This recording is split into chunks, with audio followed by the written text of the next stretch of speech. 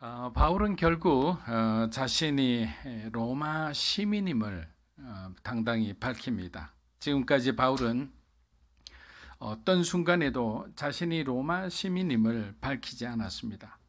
그렇다면 왜 하필이면 이 순간에 그가 로마 시민권자임을 밝혔을까요? 당시 로마 시민은 아주 특별한 권리를 가지고 있었는데 그중 하나가 바로 공개적으로 체벌을 받지 않는 권리였어요. 즉 채찍질을 맞지 않아도 된다는 말입니다. 천부장은 이제 산헤드린 공회원들의 분노를 잠재우기 위해서 바울을 죽지 않을 만큼 채찍질을 하고 놓아주려 했을 겁니다. 만일 굉장히 나이가 많이 든 바울이 채찍질을 그대로 감당했으면 바울의 그 다음 선교 활동은 하지 못했을 거예요. 그러나 로마 시민은 공정한 재판을 받을 수 있는 권리가 있었습니다. 그리고 본인이 원하면 로마에서 재판을 받을 수도 있었어요. 바울이 지금에서야 로마 시민임을 밝히는 것은 로마 시민으로서 법적인 보호도 받고 동시에 로마에서 재판을 받기 위함이었습니다. 만일 그대로 채찍을 맞았다면 앞서 말씀드린 대로 자기에게 주신 그 사명을 완수하기 어려웠을 겁니다. 사도행전 23장은 크게 두 가지로 나누어지게 됩니다. 여러분 오늘 우리가 함께 공부하는 것과 다음 주 공부하는 내용들입니다. 오늘 우리가 공부하는 바울의 재판 이야기와 그리고 다음 주는 바울을 죽이기 위해 만들어진 유대인 결사대 이야기입니다. 바울 한 사람을 죽이기 위해서 유대인들은 결사대를 만들어서 어찌됐든 바울을 죽이기까지 먹지도 마시지도 않겠다고 자기들이 스스로 그렇게 선언하기까지 합니다. 사랑하는 여러분, 여러분이 처한 환경이 점점 악화되고 있다면 그것을 단지 부정적으로만 보지 마시면 좋겠습니다. 왜냐하면 만일 내가 뭔가 죄를 지었다면 그 죄로 인한 대가는 당연히 우리가 받아야 되겠지만 아무런 죄도 짓지 않고 항상 하나님의 임재 가운데 내가 거룩하게 잘 살고 있는데 나의 환경이 따라와 주지 않는다면 이제 가장 어두운 새벽이 지나고 밝은 아침이 밝아온다고 생각하면 좋겠습니다. 제가 아주 오래전 들은 이야기인데 가장 아름다운 향수를 만들기로 소문난 유럽의 한 회사가 있습니다.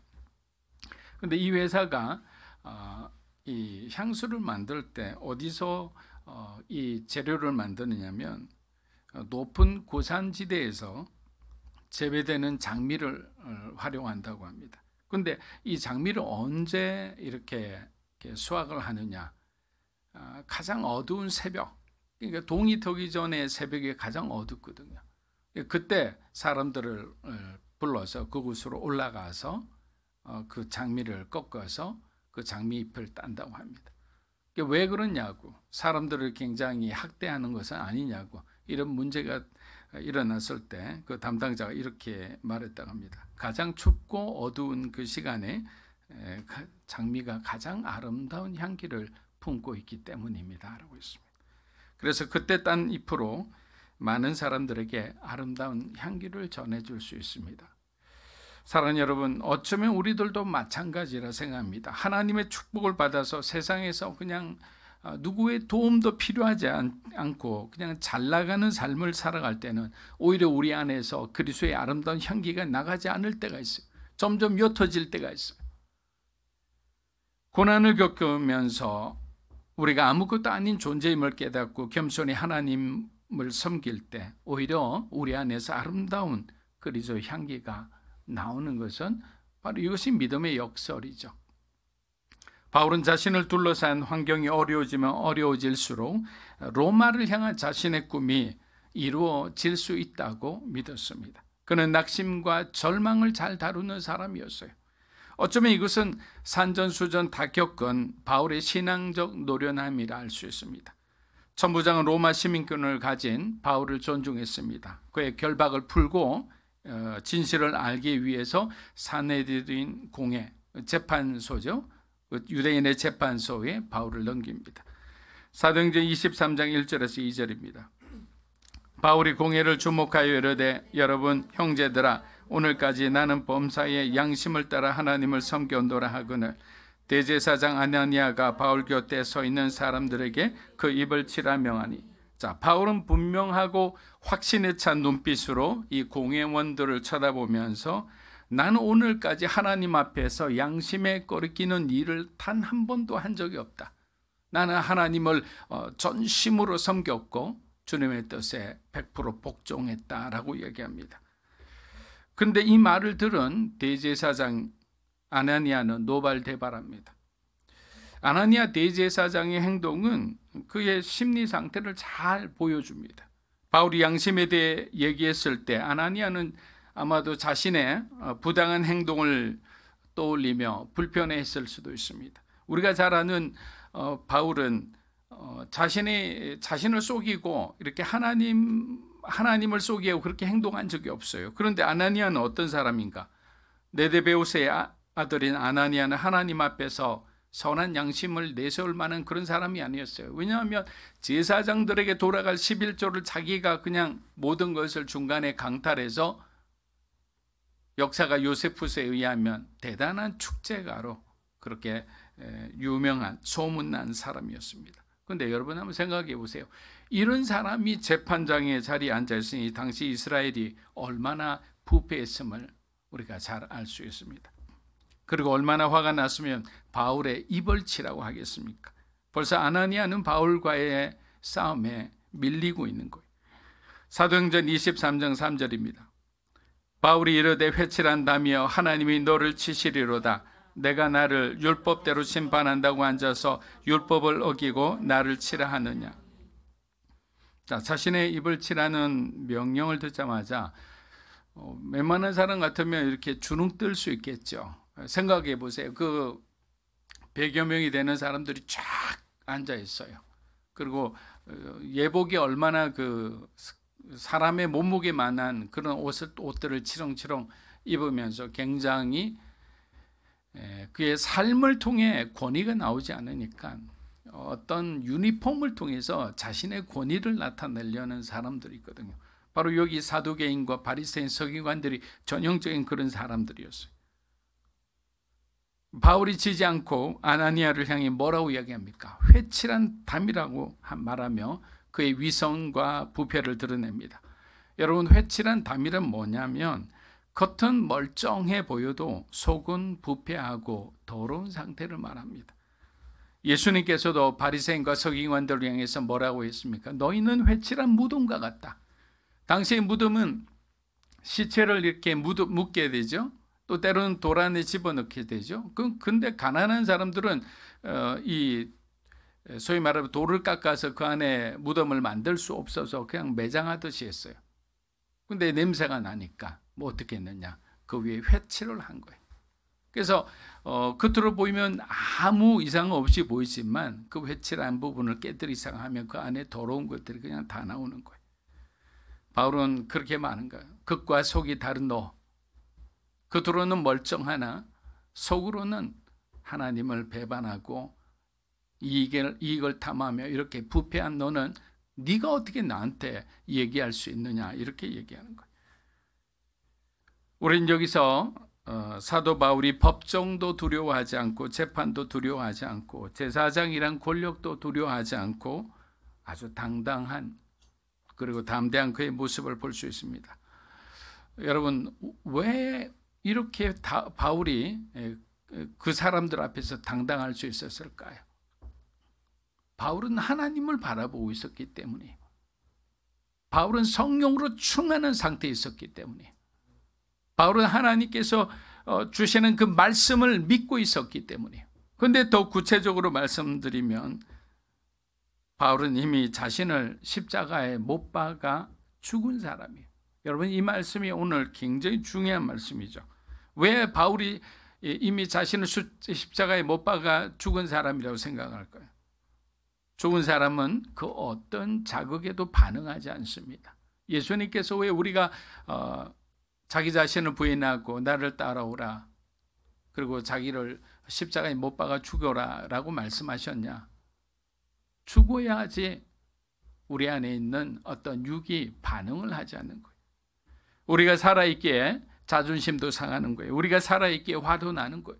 우리가 살아있기 때문에 시기도 나고 질투도 나는 거예요. 그런데 완전히 주님의 십자가에 우리가 못 박혀 죽었다면 우리는 주님과 함께 부활을 기다리는 거룩한 성령 충만한 사람인 거죠. 그래서 어떤 공동체에서 어떤 역할을 하더라도 우리는 불만을 할 필요가 없는 거예요. 어떤 자극에도 나는 상처받지 않기 때문이에요. 근데 여기서 우리가 상처를 잘 받는 사람들은 아직까지 여러분이 십자가에 못 박아 죽이지 않았다는 거예요. 그냥 십자가에 들어 누워 있는 거예요. 그런 분들은 연락해 주세요. 제가 못 박아 드릴게요. 왜냐하면 못 박혀 죽어야 여러분들이 마음이 편안한 거예요. 진짜 평안은 내가 죽을 때 찾아오는 거예요. 2006년 일본 CGN TV를 동경에서 처음 시작할 때 하영주 목사님이 방송국 사무실로 신방 오신 적이 있습니다. 그때 리더십들에게 부탁한 몇 가지가 있는데 그것이 일본 CGN TV의 영원한 어떤 좌우명이 되었습니다. 그때 하 목사님께서 스태프들에게 이렇게 말씀하셨어요. 여러분이 어렵게 헌신하여 이렇게 멀리 이국 땅까지 왔는데 하나님의 뜻에 따라 일본 선교를 우리가 잘하려면 몇 가지 내가 부탁드릴 것이 있다. 첫째, 여러분은 먼저 주님의 종이 되십시오. 주님과의 교제를 소홀히 하지 마십시오. 사역도 중요하지만 주님과의 교제를 여러분의 삶의 최우선으로 하세요.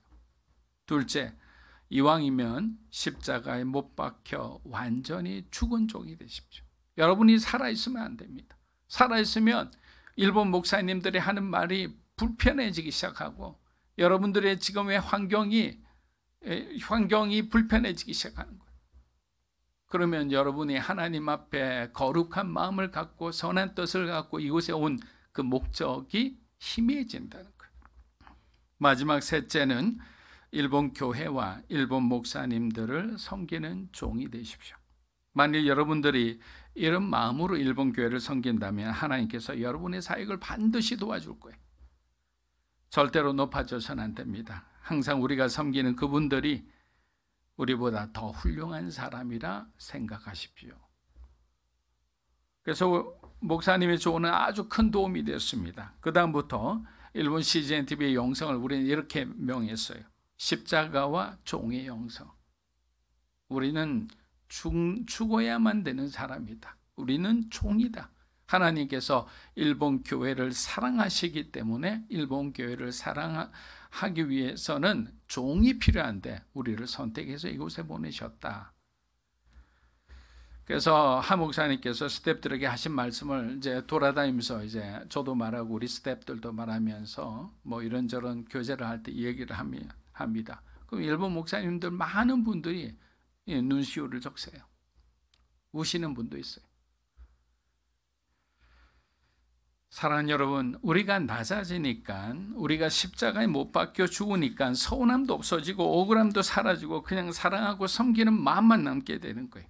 그렇게 되니 여러분의 사업도 여러분의 어떤 직장에서의 생활도 교회에서의 사역도 활발해지고 이제는 하나님께서 내가 도움받는 사람이 아니라 나누어주고 도움을 줄 수 있는 사람으로 나를 성장시키고 변화시켜 주신 거예요. 그런데 만약에 그렇지 않고 내가 살아있다면 항상 우리는 1단계 신앙으로 끝나버리는 거예요. 잘하다가 시험 들어서 푹 빠졌다가 또 다시 올라왔다가 또 푹 그냥 왔다 갔다.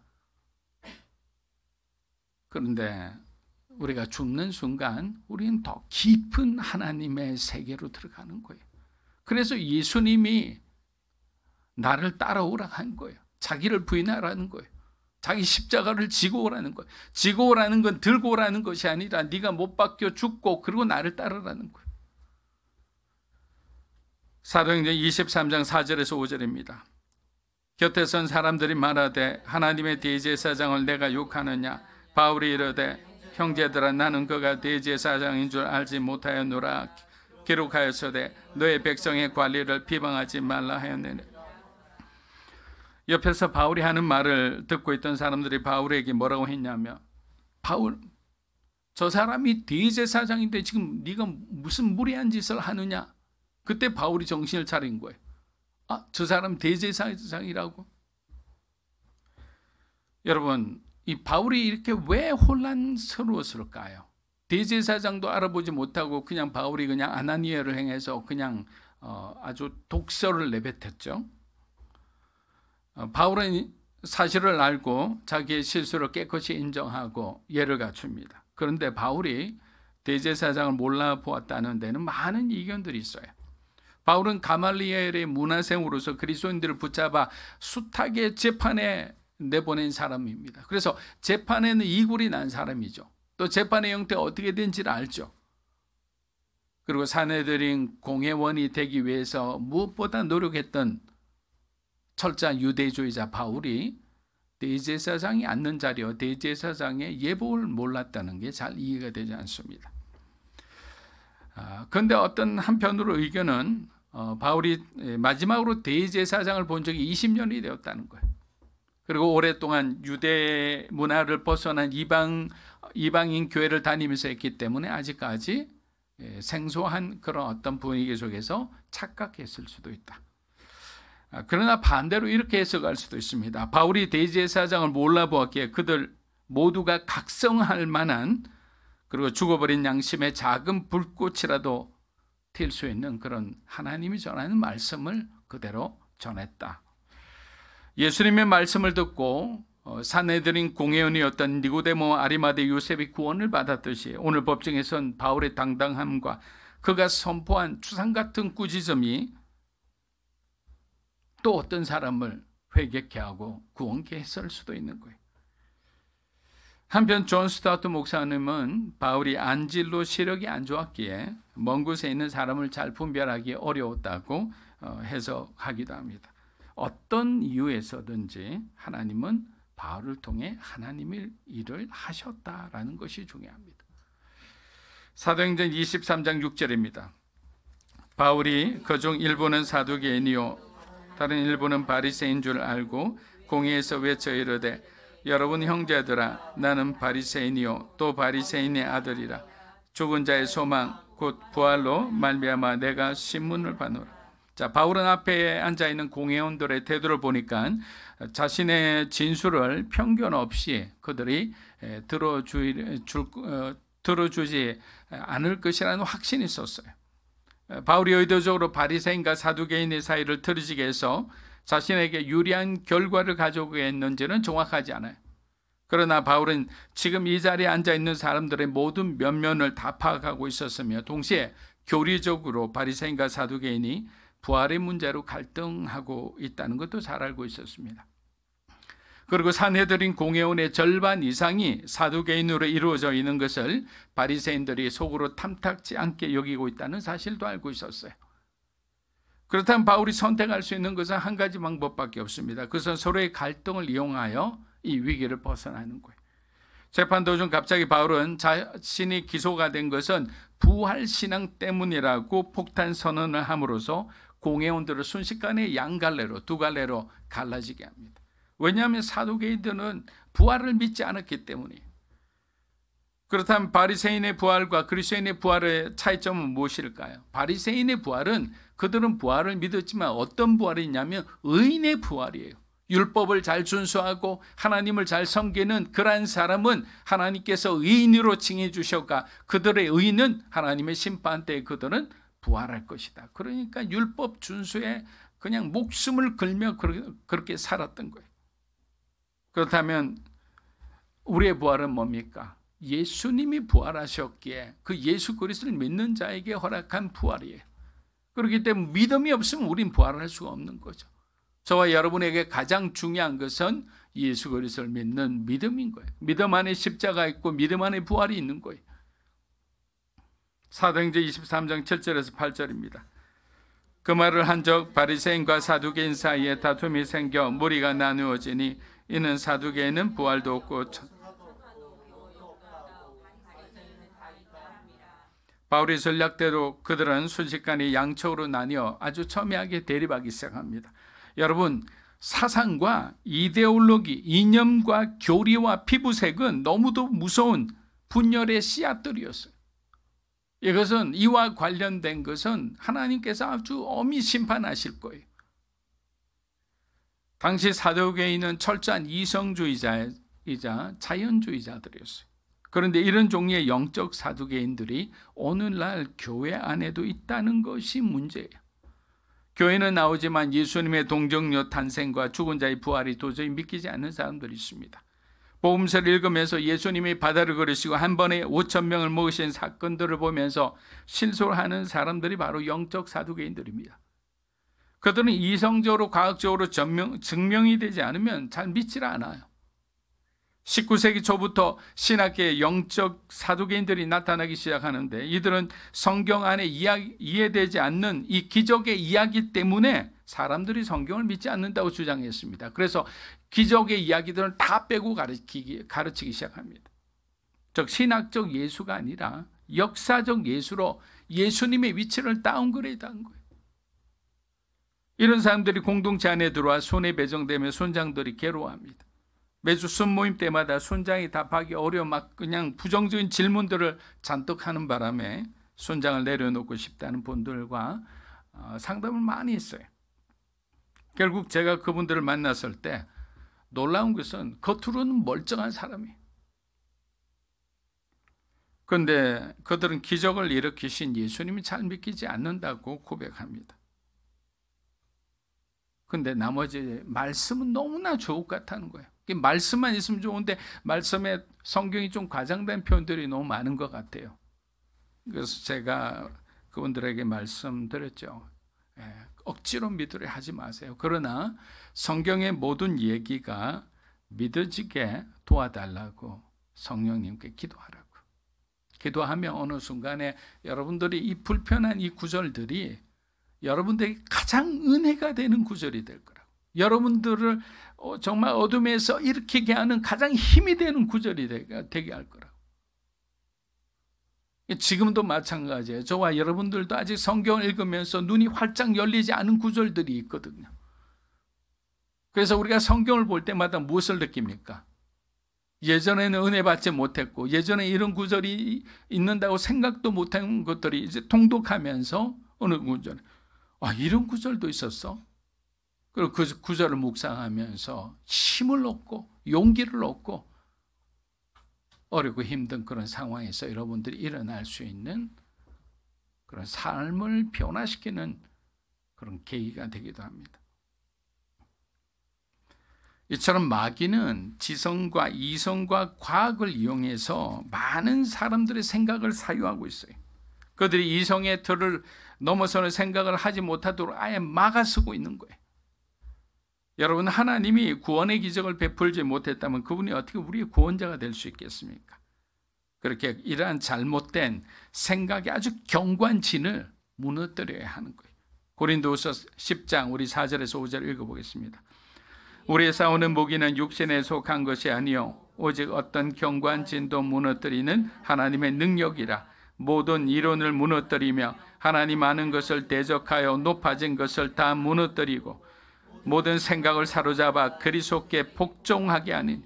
여러분, 지금 말하는 이 경관진, 이 높아진 이 생각들, 이 모든 것이 뭐냐? 종교와 사상과 이념과 잘못된 가르침들인 거예요. 이것들이 우리 주변에 너무나 많이 있는 거야. 근데 우리는 그것을 굉장히 고급적인 학문이라 생각하고 별로 무분별하게 받아들입니다. 때로는 그것이 인문학이라는 이름으로 우리에게 자연스럽게 찾아오기도 해요. 인문학이 나쁘다는 게 아니에요. 그런데 예수 그리스도가 없는 것을 여러분들이 자꾸 배우고 자꾸 읽고 하다 보면요, 주님보다는 이러한 생각의 경관진 가운데 갇히게 되는 거예요. 그래서 가장 중요한 게 뭡니까? 성경을 더 많이 읽어야죠. 성경을 달고 다녀야죠. 어떤 학식이 있고 뭔가 있어 보이는 그런 어떤 그런 책들, 제목만 봐도 무슨 말인지 모르는 그런 책들 들고 다니면 안 되는 거예요. 바울이 부활에 대해 언급하자 바리새인은 이를 구원의 신호로 받아들이며 부활에 대한 이슈에 대해 바울과 동일한 입장을 취합니다. 당시 이스라엘의 종교 권력은 사두개인들이 쥐고 있었습니다. 대제사장은 사두개인들이 독점했었고 우리들이 잘 알고 있는 예수를 죽이는 데 가장 앞장선 가야바 대제사장 그리고 안나서 대제사장, 이 모두 사두개인 출신들입니다. 반면 바리새인은 엄격한 율법 준수와 가르침을 통해 백성들로부터 존경받았습니다. 교리가 다름에도 불구하고 백성들에게 영향력은 바리새인들이 더 컸고 종교적 권력은 사두개인들이 쥐고 있는 아주 어색한 동거를 이 바로 산헤드린 공회 안에서 이루어지고 있었던 거예요. 그러나 바울의 한마디에 산헤드린은 그들의 치명적인 약점을 그대로 드러냈습니다. 부활에 대한 교리조차 서로가 일치하지 않는 상태에서 각자 자기들이 원하는 것을 믿고 있는 그런 사람들이 왜 바울에게, 예수 그리스도의 부활을 믿는 바울에게 너는 왜 이상한 어떤 이단을 믿고 있느냐 이렇게 말할 자격이 없잖아요. 왜? 자기들 먼저 일치가 돼 있어야 되잖아요. 바울은 그들의 모순을 이용하여 자기의 신앙을 정당화한 거예요. 사도행전 23장 9절에서 10절입니다. 크게 떠들새 바리새인 편에서 몇 서기관이 일어나 다투어 이르되 우리가 이 사람을 보니 악한 것이 없도다. 혹 영이나 혹 천사가 그들에게 말하였으면 어찌하겠느냐 하여.